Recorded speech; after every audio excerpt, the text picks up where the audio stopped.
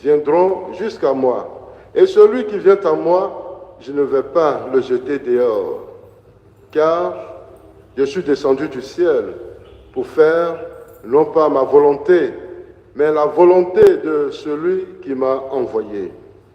Or, telle est la volonté de celui qui m'a envoyé, que je ne perde aucun de ceux qu'il m'a donnés, mais que je les ressuscite au dernier jour. Telle est la volonté de mon Père, que celui qui voit le Fils et croit en lui ait la vie éternelle, et moi, je le ressusciterai au dernier jour. Acclamons la parole de Dieu. Louange à toi, Seigneur Jésus.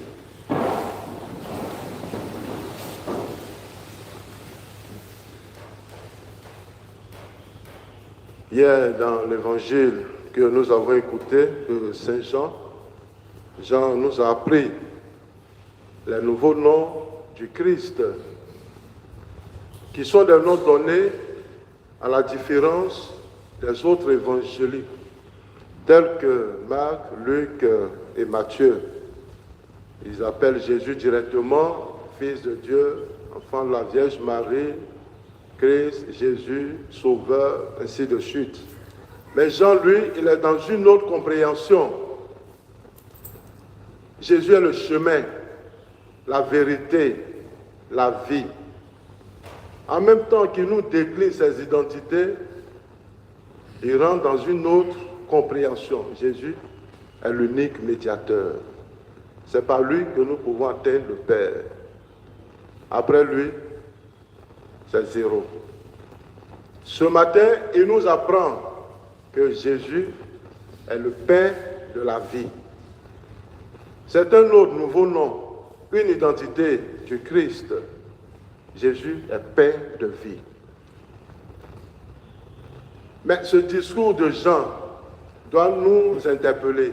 Et si nous voulons pousser très loin cette identité de Jésus, cette nouvelle identité que porte Jésus, pain de vie, nous devons réfléchir sur la notion de pain.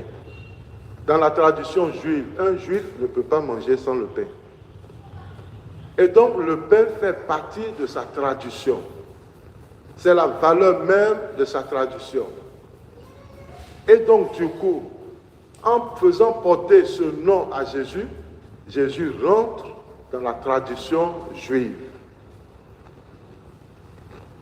Et donc cette tradition donne à Jésus sa plus grande existence. Parce que vous voyez, si Jésus est le pain de vie, cela veut dire que il y a le pain que nous mangeons où nous sommes rassasiés. Mais si lui, désormais, il se propose comme le pain de vie, il devient la nourriture spirituelle. Et la nourriture corporelle, on mange, on est rassasié, le ventre est bien rond.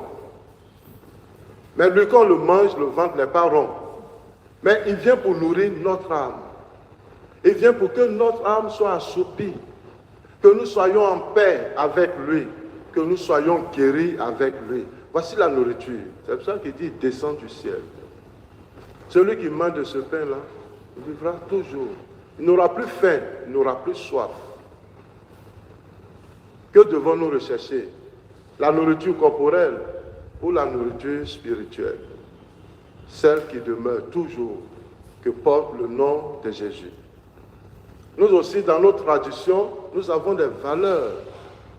Si nous entrons dans la tradition des abbés concernant la nourriture, les abbés, la nourriture de base, c'est taro. Alors si Jésus apparaissait dans la tradition abbé, vous allez le comprendre comme le taro qui est descendu du ciel. Si nous entrons dans la tradition des Hébrieux, c'est le manioc, la tchéké.